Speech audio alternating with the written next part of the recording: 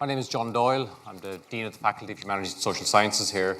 But I suppose more particularly for this purpose, I direct a research centre here for international conflict resolution. And I suppose it's in that context we were really delighted when Maurice came to the proposal to show this film, not just for its own sake, as for its own sort of creative impulse that's there, for the powerful story it tells of John Hume, but just because it's no exaggeration that in our time here we have hosted guests from Armenia to Zimbabwe in Ireland who come not unaware that there's been ups and downs through the Irish peace process and 25 years of conflict before it, but compared to some other places in the world, progress was made when at a time it seemed impossible that progress might have been achieved. And just tomorrow, as Maurice mentioned earlier, 50 years, not from the founding of the Northern Ireland Civil Rights Association, but probably the most iconic moment, the sort of battening of the protesters. I think for many people it brought that visual representation of what was emerging and certainly broadcasted around the world. And I suppose it's in that sort of context of that 50th anniversary which brought John Hume beyond his own native Derry to international prominence that this sort of discussion is set. We have four really great guests here this evening. I'm really delighted that they took the opportunity to join us at the end of the film. Maurice, you've met already, the director of the film.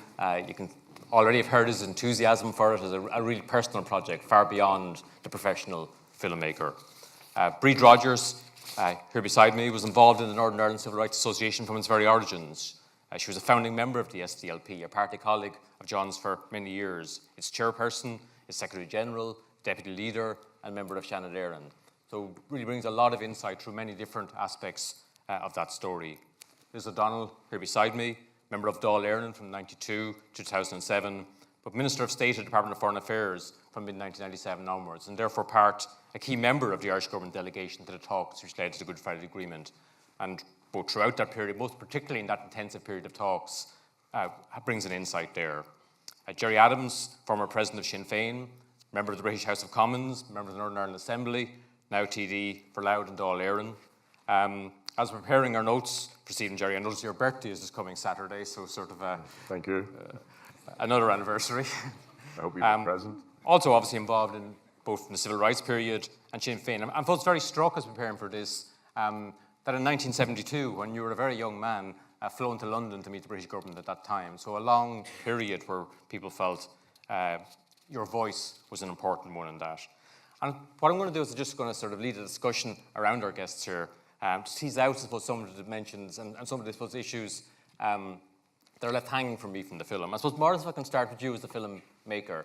And maybe the first question, sort of, why? This is clearly a really personal project for you. And I suppose, why did you really want to make it? Yeah, so it is personal in this sense. I'm not from the north or from Derry, but I've circled around various Derry stories. I think onto the third film and second book on Derry. So it started really with a film and book called The Boys of St. Colum's, which St. Colum's College in Derry being a secondary school where John Hume and Seamus Heaney and Eamon McCann, you heard from there as well, Seamus Dean, various people went to a boys' Catholic school up there. And when in conducting the camera interviews for that production, John Hume still had enough of his health to give an interview.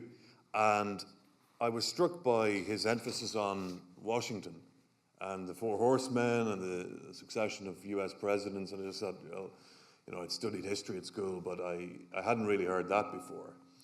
And I thought that was indeed an intriguing political story. How did that happen? How did he make it happen? Why did it happen? And so on. So it started really there, the emphasis that John himself put on in the interview with the Boys of St. Colum's.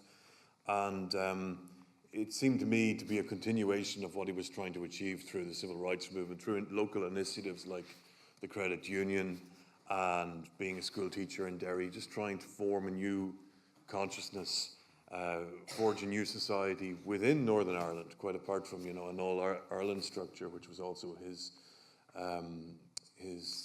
I suppose, agenda. But first and foremost, he saw that the Nationalist Party that existed in Derry at the time was a spent force, and that politics needed to be regenerated. I might come back to the how of how that got on, but Brie, to turn to you next. I mean, you probably know John the longest of any of us here, a party colleague for right through the whole sort of period. And I suppose you got to see a side of him beyond his own family that wasn't very, at least wasn't visible to the outside world. And I suppose my opening question is, what was he like as a party colleague, as distinct from the public figure the rest of us saw from a distance? Well, as Hume said, John very often kept things to himself, and I think that was necessary at the time. I go back I knew John first through civil rights, and the reason, I was born in Donegal, I was educated in Monaghan and Dublin. I knew nothing about the North. I came into Northern Ireland as a complete greenhorn, if you like, and I was shocked at what I saw in Northern Ireland. I saw discrimination, I saw second-class citizenship, but what I saw most of all, and this is why John Hume touched something within me at the time, what I saw was that people felt there was nothing they could do to bring change. They just felt they were trapped in a situation. The border was there. The Southern government wasn't really interested. They were getting on with their own business. And people were frustrated. But something was beginning to happen. And that thing was encapsulated by John Hume, who began to articulate what a lot of us were feeling, the frustration about. Violence was counterproductive. The violence over the years had actually strengthened the unionism, had strengthened their feeling of being under siege, their siege mentality. It was changing nothing. And above all, the one word he kept saying, his father had said, you can't eat a flag. There was deprivation, there was poverty within the nationalist community, but nothing was changing. And John looked at the situation, and interesting, he did an interview in 1961, which I only saw a few nights ago, which was very revealing, in which he talked about the need for change and the need for us to stop this thing of not participating and saying we didn't accept, the Northern Ireland situation. He said, we are where we are, and we have to begin to say, yes, we may not like partition, but we have to accept it, and we're going to work within it. And the key to everything is to get people working together. And that was 1961. And he was 24 years of age, just a young school teacher. So John began to articulate what a lot of us suddenly realised we were thinking. Violence doesn't work. Violence is wrong. It's counterproductive. Sitting around and doing nothing and just abstaining doesn't work. And John Hume, as early as 1961, was articulating what eventually became the Good Friday Agreement. To work with, he was very impressive. I remember sitting at meetings, long meetings with John Hume, and a lot of very strong personalities in the SDLP, Paddy Devlin, Seamus Mann, Jerry Fitt, Eddie McGrath, a lot of very strong personalities. And we would argue the toss out. And John would come forward with a position that he wanted us to take. And everyone, some people would disagree and say this, that, and the other. And John would always say, but you have to think through, if you do that, he would say to one of us, if you do that, what's going to be the result? What are the implications? What's it going to lead to?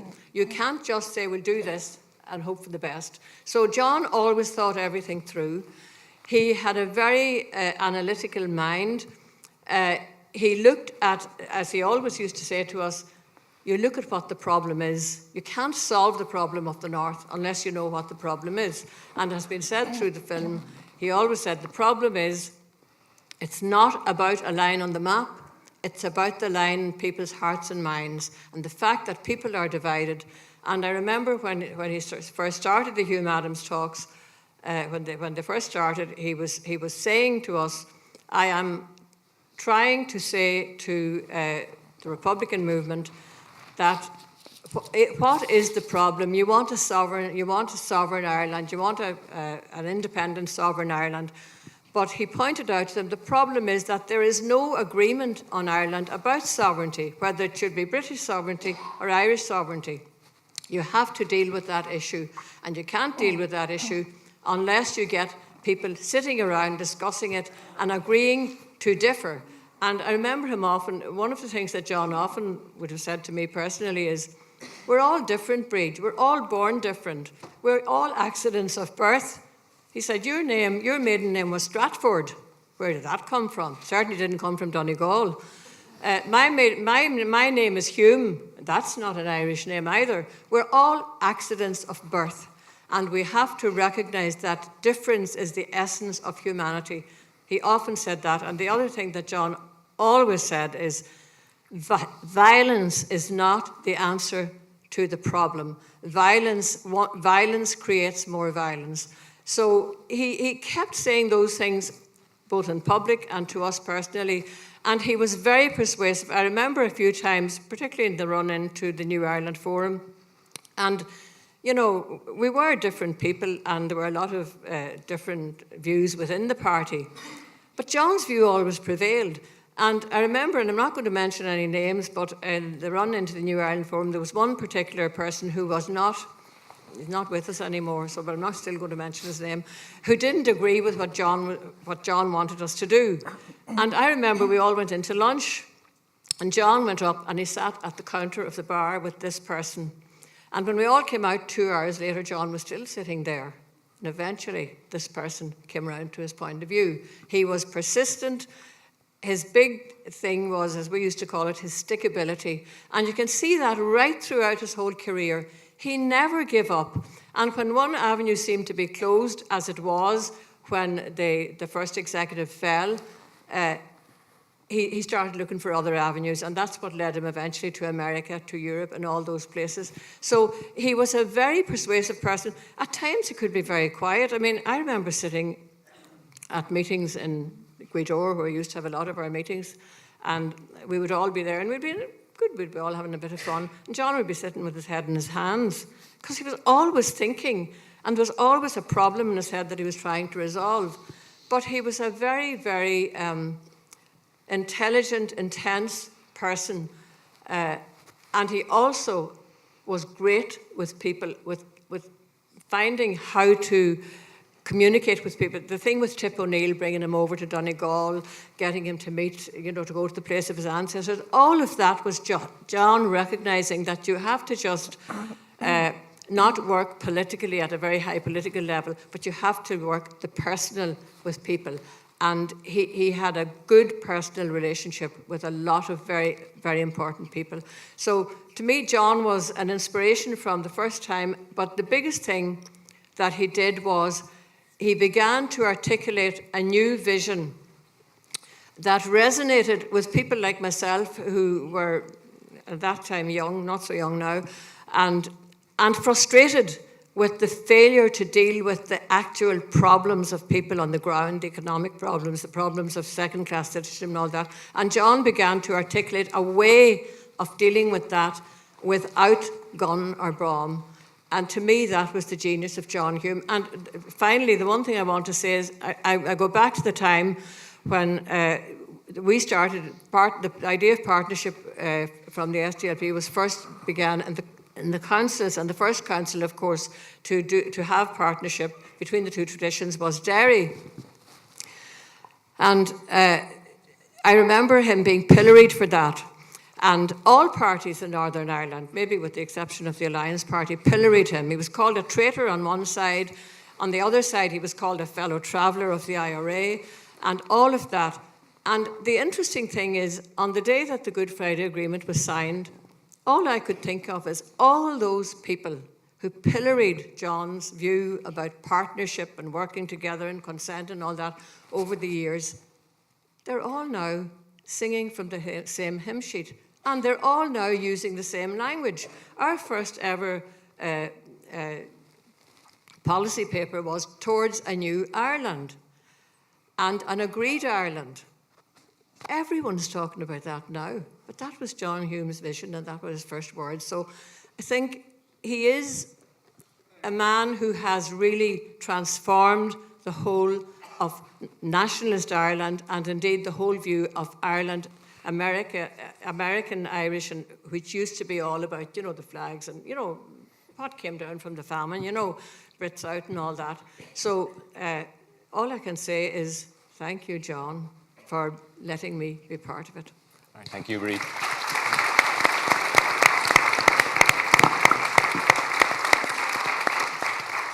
Liz, I can turn to you next. Obviously, Irish government relations with the SDLP were very close over the years. There was a close and ongoing relationship with the party from pretty close after its formation. But nonetheless, you had two different roles to play. You were a government minister, a senior member of the delegation representing the state, John representing his own community. There must have been times when you just had different perspectives, different interests to pursue. How did you find dealing with John when there was a difficulty to overcome rather than simply the times when you were singing from the same hymn sheet from day one? Well, I think it's important to say that John's strategy for the ultimate settlement of the Good Friday Agreement essentially became the Irish government strategy. And he did this by working very closely with our diplomats in the Department of Foreign Affairs and with our ambassadors in the United States.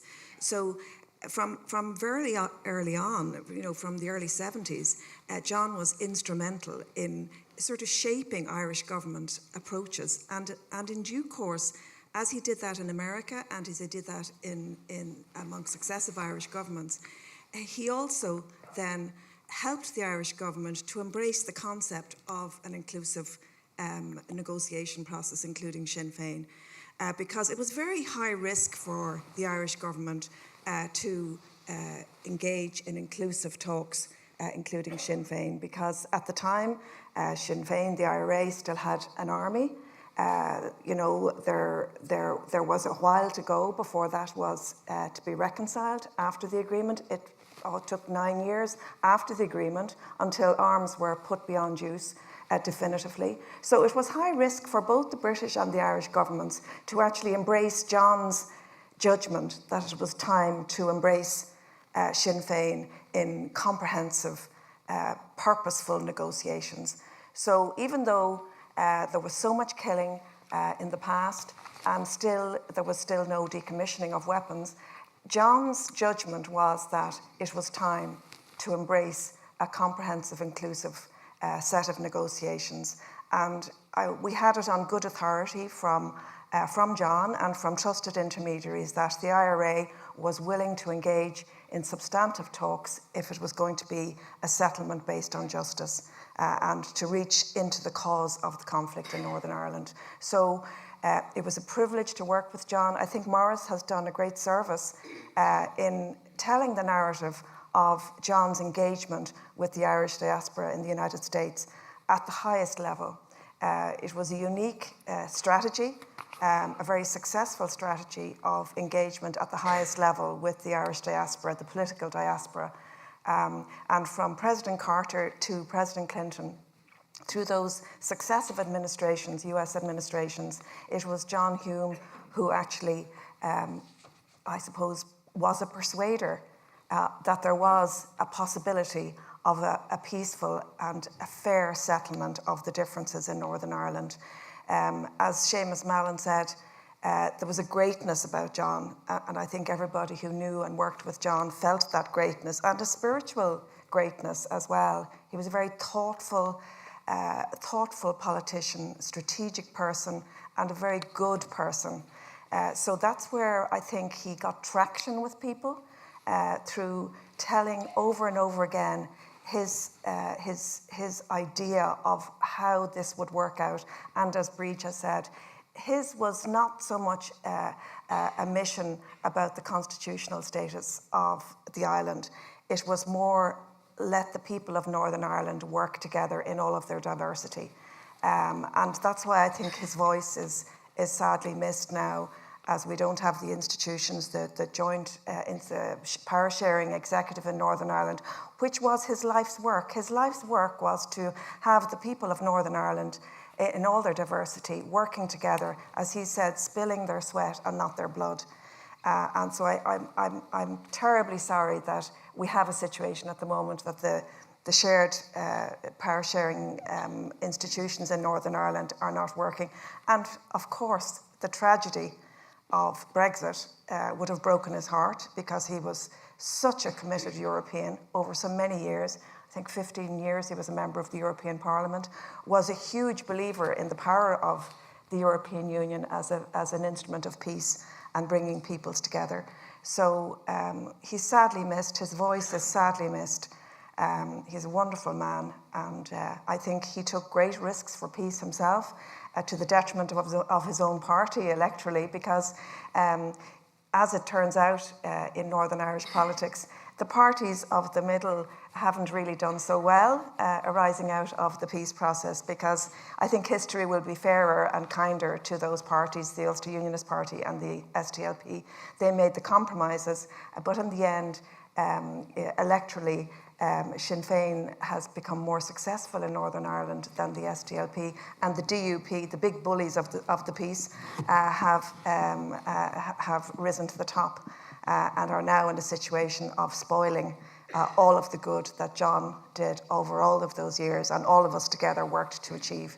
So I think, Maurice, you've done a great service by reminding people of the importance of John Hume and his legacy to all of us, hopefully of lasting peace. Okay, thanks very much, Liz.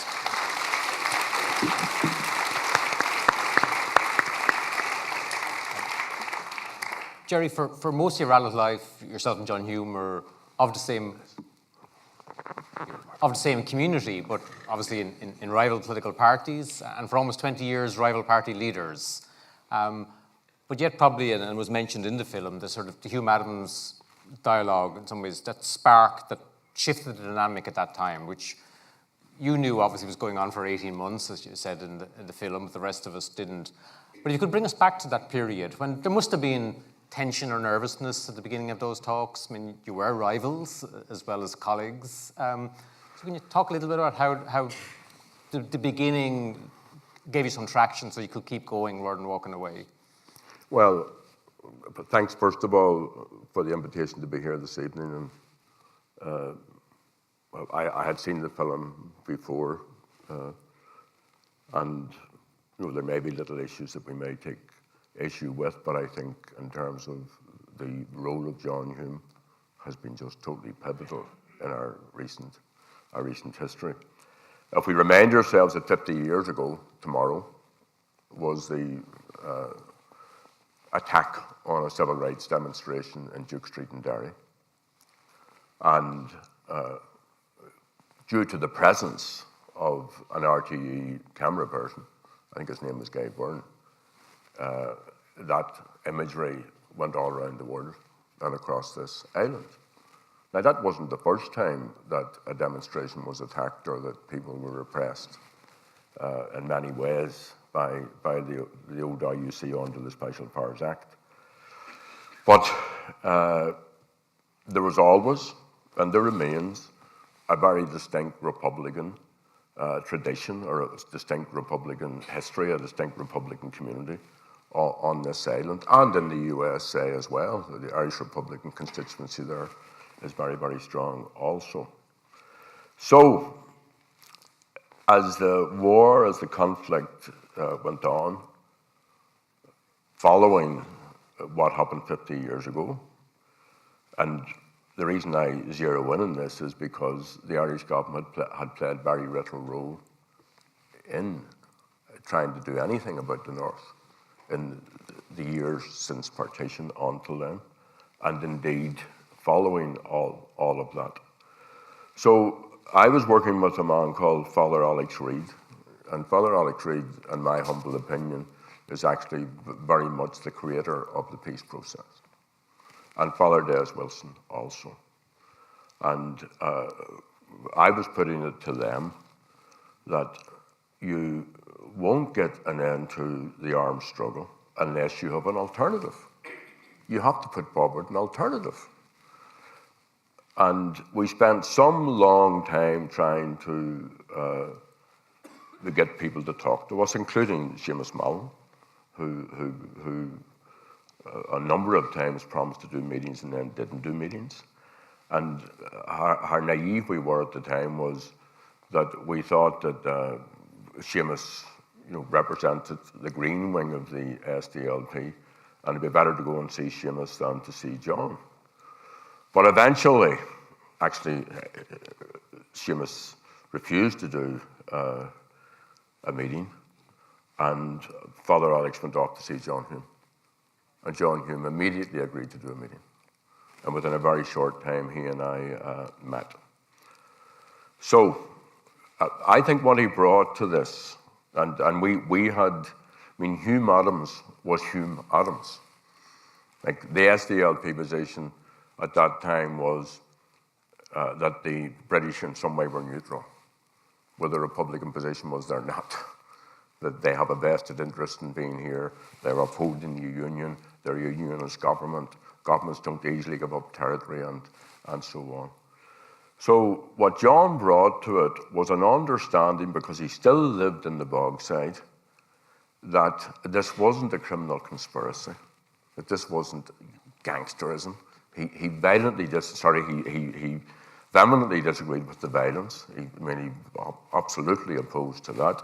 But he could see that his neighbours and his neighbours' children weren't bad people. Well, they were doing bad things as a matter of judgment, but they weren't bad people. So he brought that to it. Also, one of the most telling remarks in that film is where he says to the British, you don't have our consent to govern us. Even with all your military might, you don't have our consent to govern us. I think that's crucially important to understand that was John Hume speaking. That wherever you were in the north, if you were broadly speaking seeing yourself as Irish, and remember the Irish are those who saw themselves as Irish, and he was pointing out that we were not consenting to partition, to British rule, to all that was going on. So we worked very closely together for quite a long time in secret and in private. I don't want to be talking here for too long, but I want to make two very important points. What the film doesn't deal with is how he was vilified when that news of those talks broke. And, Gareth Fitzgerald, John at one point said he wouldn't meet with Sinn Féin, he'd meet with the IRA. And Gareth Fitzgerald went on RTE, gave a live broadcast saying that if such a meeting took place, it would be raided and those involved would be arrested. Later on, when news broke about his meetings with me, the great and the good, every single person involved, and John was briefing the Irish government. We were briefing the Irish government through Father Alex, lined up the independent media group, ran something like 18 pages in one edition, or a huge amount of pages, and so on, and so on, and so on. So this was just two MPs talking. And I listened to Liz, and I appreciate Liz's role in all of this, where she talked about the very high risk to the Irish government. What high risk? People in the north were being killed. People here in this state were being killed. People in Britain were being killed. So what John was standing up for was the imperative of dialogue. And what Father Reid had consistently said to all who he met was the primacy of dialogue is the first step in making peace. The last thing I want to say is this. A lot of my meetings with John, we did it in his house, either in Donegal or in Derry. Pat Hume was a champion. Pat is John's wife. She always made me very, very welcome. She was always very, very nice, and she clearly was one of John's closest advisors. And I think she's a wonderful woman, and I wish both of them very, very best regards at this time. All right, so, thanks, John.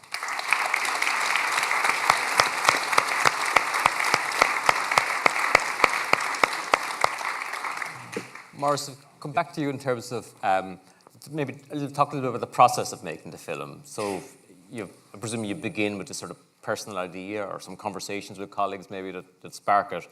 But it's a long journey from there to producing what we saw this evening. So how did you manage to go from that sort of spark or that idea to mobilising the very impressive range of people you got to cooperate with you? Well, one of the key moments in the evolutionary process of making the film was an extended period as a visiting scholar in the United States, in Pennsylvania, so it was close to Washington, close enough to go into Washington and try to build up some sort of contacts there, people who would have worked with John Hume, and that was important to get to speak to as many people as possible who worked with him to try to envisage the film and try to write it. That's, I think, stage one is write the film, try and get something on paper.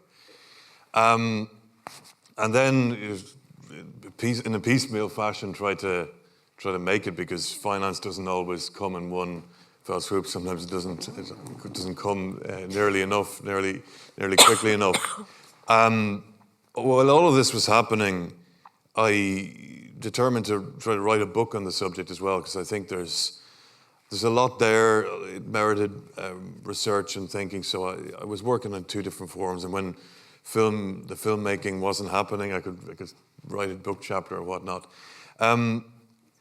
Then when filming happened, it actually happened rather fast. I was over and back a lot to the United States, filming here, filming in Europe, filming in France, in Britain, and then the edit was a very long, drawn-out affair, months and months, 7 months, and it was a matter of trying to collate. There was a lot of interviews. There was a lot of archive from all different kinds of sources on both sides of the Atlantic. I was producing the film as well as directing, so to clear the license to use all of this, and to try to sort through what would be in the final cut, which is a tremendously difficult decisions have to be made. Because there's a sweep of history here going back to the 1960s, right up to, say, Good Friday Agreement gets mentioned and its importance is emphasized, but neither is there any detail on it. And I decided that was going to be my approach, that there was an important history starting from the 60s. Bridge, you mentioned John Hume, his first known interview in 61. The consistency of his message since that point, and indeed Gerry Adams, you mentioned that as well, that he was always clear that the consent of the people was crucially important. And then it's a matter of choosing, what to emphasize. For example, at the outset, John, it wouldn't have been clear to me the depth of contacts that he had with American media, what you could call elite American media, New York Times, Washington Post, and so on. And I thought that certainly merited proper focus, the way in which he got to editorial boards and tried to put forward another message. And as John Aloysius Farrell, who's Tip O'Neill's biographer, and he was also at one point the Boston Globe Washington bureau chief, he said, well, our response to the Northern crisis was Brits out. Let's get the Brits out, and that's going to solve everything. And Hume got to them and said, it's not that simple. Britain is certainly the way in which Britain is wielding power on at certain points, very routinely consolidating unionist power. And that is a huge part of the problem, but sloganeering isn't going to get you. So, as Gerry Adams mentioned a moment ago, like the response to Hume Adams, the way in which John was vilified by a lot of media organs, particularly here in the South. I could have probably gone on about that. It is mentioned in the newspaper headline archive, but I chose not to. Let's go back to this. Michelangelo Antonioni, Italian director, once said that every shift of the camera is a moral decision. And when it comes to politics, when it comes to a political story which features, a conflict, people are dying, every single slight decision is a moral decision. So it's a hard job, but it's also an intriguing job to try to put together some sort of representation of the history. Okay, thank you very much. Breed, if I could bring you back to sort of that, I suppose, period at the beginning, because the talks were going on in private, and I'm not asking you necessarily to talk about who was privy to what, if you don't want to go there, but clearly there would have been, many or even most of the SLP leadership unaware of those talks until close to the end, or perhaps even until they broke. And inevitably in any organisation there must have been difference of opinions as to whether this was a good. So how did John sort of deal with that? Within the party were not aware of it in the beginning, and for very obvious reasons. For very obvious reasons, it was important that people didn't know about it, because the press would have been onto it and the whole thing would have been blown away. But it kind of broke suddenly for a lot of us. And people have to understand the shock that some of us felt at that time. I mean, I totally supported John when he explained what he was doing, but, this was the Republican movement that had stood over all the atrocities that had happened over the years that we were trying to do something to change the situation. And every time John's efforts were always held back every time there was an atrocity, the Bloody Friday and the different awful atrocities that happened every time seemed to strengthen the Unionist resolve and the British resolve, that the whole problem really was the IRA. And John had been trying to say for years that the problem was not just the IRA, the problem was the division between people. So it was very difficult for those of us, and you talk about John having been vilified, and of course he was vilified, and he was even vilified by media in Ireland. I'm not going to mention them. How did he react to that, Breedman? John was very, very hurt by that. But, John was used to vilification. His party was called the Stoop Down Low Party because we were traitors, because we talked about consent and the need for consent, and after all, it was all about the consent of the whole of the Irish people, not just the people of Northern Ireland. So John was used to vilification, but to be vilified, I think, from media in the South did really hurt him. He was very upset by that. I know he was at the time. Because he would have been used to criticising the North, sure, by his opponents. He was used. John the Southern media was friendlier by and large until that point. Yeah, he was used to being criticised by the Republican movement, by the Unionists, of course, from day one, by some of the media in the North, and that was almost par for the course. But it did hurt him deeply when the South had always been supportive of everything he was doing. And I suppose the difference between John and everyone else, John understood the psyche of people. Gerry Adams has referred to the fact that, John understood what people had been going through. John understood that from day one. That's why John was trying to change the whole story.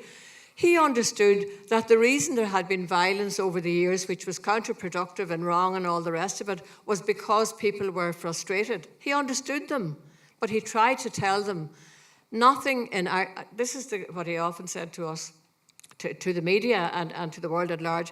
There is nothing in Northern Ireland today that justifies the taking of one human life. He always said that, and he was right.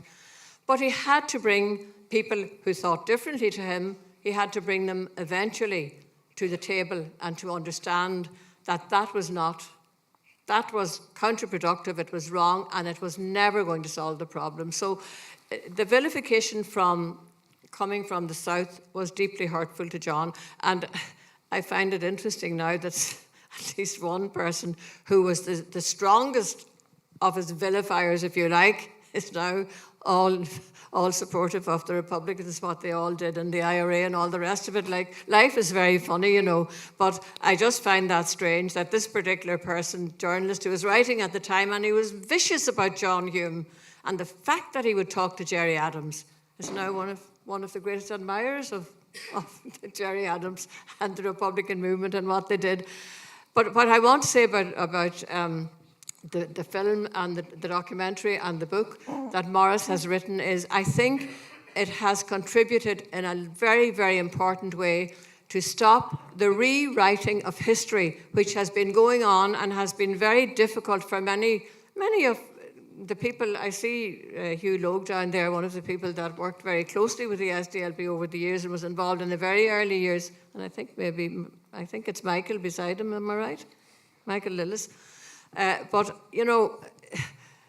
I think it's just, it was difficult times, it was hard to keep going, and I think that the big thing that John Hume did is he understood everyone, he looked at everyone, he understood how people were thinking, whether it was the Unionists, whether it was Nationalists, Republicans, but the people on the street, but he knew what he was about. And in spite of the fact that he had so many setbacks, I remember often thinking, God, he'll never get over this one, you know. This is another setback, and yet he kept going on, plodding on. I remember his two daughters who, when he used to come to Donegal, Therese and Anya, used to be friendly with my family, and they used to get so embarrassed. Oh, Daddy, he's at that speech again. The French are still French and the Germans are still Germans. And, you know, he was holding out the European Union as the example of how warring factions can come together and can make peace. And, oh, he's going to say that again. Oh, I'm so embarrassed listening to him. But as John always said himself, when the man in the pub repeats back to me what I have been saying, I know I have got the message through, and that's what he did. Thank you.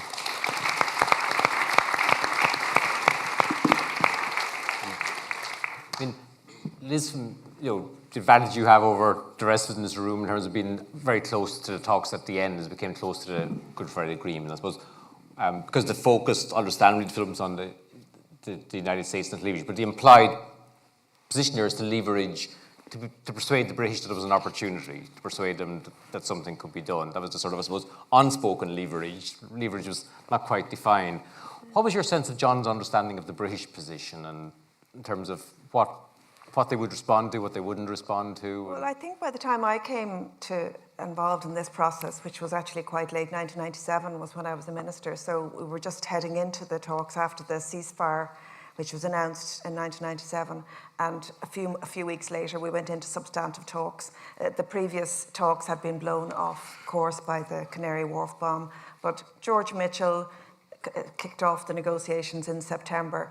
But at that time, I think what was crucial was that there was a very strong relationship with the British and Irish government. The two governments, they had a fresh mandate. Tony Blair had come in with a huge majority. He was no longer in hock to the Unionist vote. Bertie Ahern as Taoiseach had a fresh mandate, and both Prime Minister and Taoiseach were very set on really making this work. So I think that was central to the success of the negotiations as they went through quite difficult phases, because the two governments were genuinely custodians of the process, and it was quite a top-down process. It was very highly organised and strategic approach by the two governments in keeping everybody, involved in the process, keeping all the parties informed at all times, and trying to keep things on the road, and not be blown off course by, slight political setups or even security setbacks. So I think that John, at that stage, was still very strategic in his approach. He was still talking to President Clinton and Blair and Bertie Ahern. He tended to, and Jerry, of course, kept at the top level of a strategic approach. I do remember, though, when Strand 1, which was explained in the film, which was the internal governance of Northern Ireland, when it finally, on the early morning of the agreement, when John Hume and Seamus Mallon came in to the Irish government, and they were both exhausted, and because they had agreed finally how Northern Ireland would be governed, the power-sharing executive, and how that would work. John was elated. Because that really was his life's work, was to set up those institutions and have the people of Northern Ireland working together in a shared government. And that's what he was so excited about, and Seamus Mallon. But the governments relied on John, I think, for his judgment of the situation and whether it was going to work. And we did, and as Jerry said, Alec Reid and these trusted intermediaries made a huge difference in terms of giving assurances to the governments that this was genuine, there was genuinely a prospect of a real, final and fair settlement of everybody's difference and an end to the old quarrel.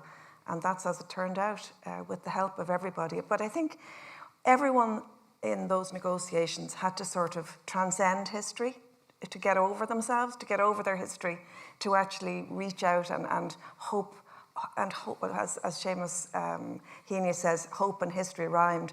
Everybody had to transcend themselves and leave their own version of history behind and embrace a kind of a new settlement. So in that sense, it was the kind of end of history.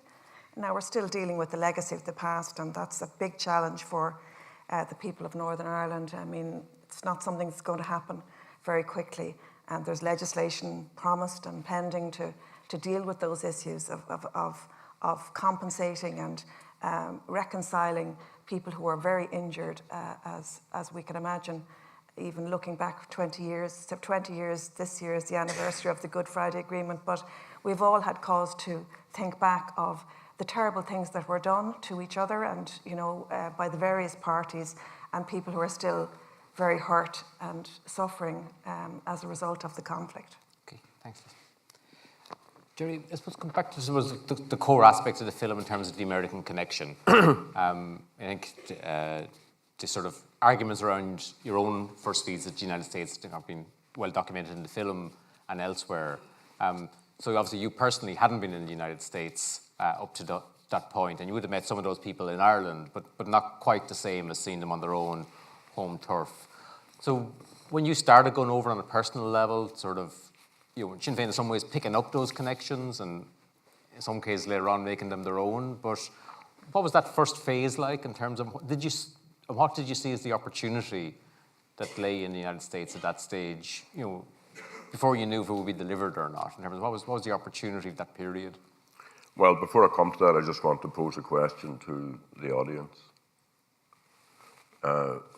When I went to meet with John, I went with my own analysis and my own take and my own propositions and so on. And of course, John changed my mind. Some of that, and I changed his mind on some things, and we ended up with Hume. But here's the question. Say the prevailing wisdom of that time had continued. Say John hadn't done that meeting. Say John hadn't said to Father Alex, I'm sorry. And there's the question. No? And such a small thing. And remember, my discussions with Father Alex went back to the late 1970s. My discussions with John Hume are in the, I can't remember the exact date, but maybe 84, 85, 86, that sort of time. It took on till 94 to get the cessations. It took on till 98. It's a huge amount of time. And a few times when I was writing about this, I was astounded as I researched it. That's so much time from a first meeting to, a summit and so on and so forth. So I think there's a huge question there that John Hume had said, no, I can't do this. Or at any point in the course of it, he had given up on it. The question about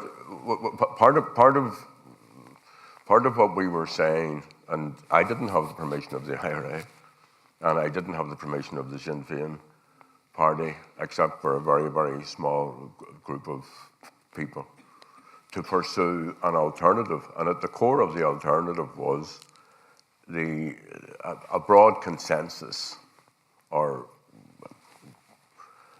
an agreement or a position, which was about bringing about justice and bringing about, from the Republican perspective, an end to British rule in the island and peace between all the people and equality and rights and so on and so forth. So we were involved in 5 or 6 different negotiations at the same time at points in this. And that included with people in the States. And that there had been 2 Republican support organisations, our Clan na Gael and Irish Norriad, and lots of other justice and advocacy groups, like people supporting the Birmingham Six or people supporting the McBride Principles and so on and so forth.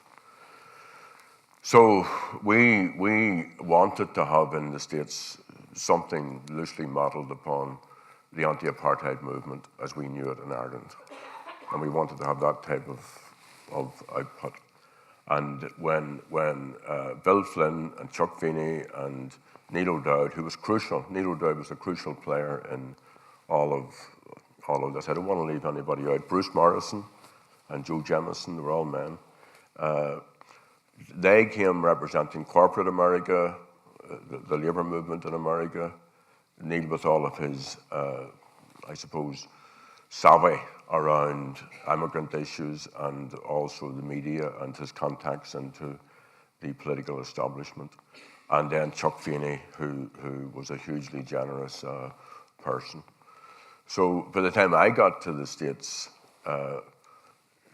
and we had a separate negotiation going with the White House, which was about normalizing the White House's relationship with Sinn Féin, allowing people like me and others to travel back and forth, and so on. And the experience for me anyway in the States, and remember this was big news, this was big international news, and Irish America was very excited, quite rightly. So I've always been extremely, I suppose, amazed at how people in Irish America keep faith with Ireland. And sometimes they're caricatured, as if they're a romantic view or they don't understand what's happening and so on and so forth. The Irish government was out there every single day knocking back any proposition from Sinn Féin. Irish government still today is still in trying to reduce the influence of Sinn Féin. The folks in the States who are interested in Ireland, just by dint of social media, will know more about what's happening in Ireland quicker than us because of the time gap. So I've always found it to be a very uplifting experience. I firmly believe Irish America has been ahead of Dublin many, many times. Irish politicians have been ahead of, Irish American politicians have been ahead of Irish politicians many, many times. And it used to be said of Bill Clinton, and I believe this, that he knew more about the intricacies of the Irish political struggle and players and all of that than most of the politicians here. And that's I think is true. So I still think that the US has a very, very big role to play. Brexit, all of the consequences of that as that unfolds, the influence that they can bring upon the British now, of course. The American people have their own difficulties at this time, and Ireland maybe doesn't get that high up their radar. But no, the experience is a very positive one, and I can understand how John Hume going there when he went there, as Pat said in the film, was energized. And you came back with different ideas and so on. I can understand that, absolutely. Okay, thanks very much, Chair. I suppose in picking up, just to wrap things to conclusion here, and picking up that what-if question, because you see that in so many situations around the world where an opportunity is missed, and people think, well, we'll pick it up again in a couple of months' time. I mean, talking to many people who are involved in the Middle East process, the Oslo process, nobody assumed it would be the disaster that we've ended up today that many years on. The end of the Tamil conflict in Sri Lanka, people thought it was a breakdown of talks and we'd pick it up at the end of the season again. That's the Norwegian negotiators, very experienced people, assumed it's just a little blip. Yeah. And I think that's I think it's a very poignant question to ask the what if, because what if might not have just been pick it up again at the end of the year. The what if could have been a whole opportunity, almost a generation missed, because that has been, unfortunately, certainly in the tragedy of Sri Lanka and the Middle East, an opportunity missed, really almost doomed another generation to sort of a spiral of appalling end of war in Sri Lanka and ongoing conflict in the Middle East.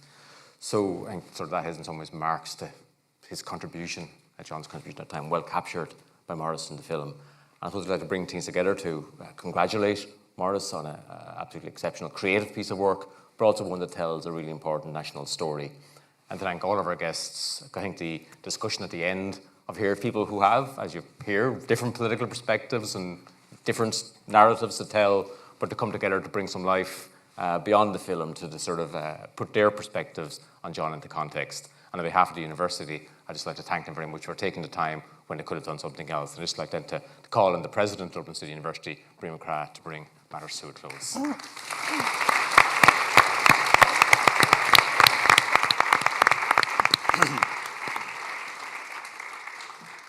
Thanks, John. I think you'll all agree, audience, that such was the attention and silence in the room for the past more than 2.5 hours. I think that says something, first of all, about a wonderful film, Maurice, but a giant of a man. And I think you captured it. But it's also a real privilege to listen to a number of individuals who are not just witnesses to tumultuous history, but active participants. So we're very grateful to Breed, to Liz, and to Jerry for joining us this evening. And John, thank you for doing a wonderful job in moderating, not just a wonderful academic or researcher, but a future maybe interviewer as well. Before I say my last thank yous, one important piece of information for one person in the audience: we have your car keys. So if you go to Mary Colgan outside, if you're missing your keys, number of thanks. Just one thing about the movie itself, and it didn't come up too strongly. There was one cohort of individuals around John that played a remarkable role, and I think that was the Irish Diplomatic Corps. And we saw people like Sean Donlan, Sean O'Heen, and Michael Illis. And I'm delighted that Michael has been able to join us this evening, but I think sometimes it's a hidden jewel among what happens for Ireland in so many places. It's so relevant at the moment with Brexit, but I think the film captured the role of those individuals so well and brokering those relationships, and I think it was wonderful to see that. Putting together this evening required a lot of work, and just the colleagues in my office, a number of them here, Theresa O'Farrell, Vicky Doyle, and Mary Colgan and Jane Neville, all did a tremendous amount of work in actually making sure the advertising went out and just organising the event this evening, and I want to thank them as well. Thank you, Maurice, for engaging with us so effectively. It was wonderful to partner with you in this, but I think the key benefit for all of us was just to witness on the big screen such a wonderful film capturing such an incredible individual and an incredible part of our history, and so critical for future generations of Irish people. So, Gurmil Magat, Gurmil a givshigal there, August Gurmil a givshigal there, as Dr. Henshaw Slán Slán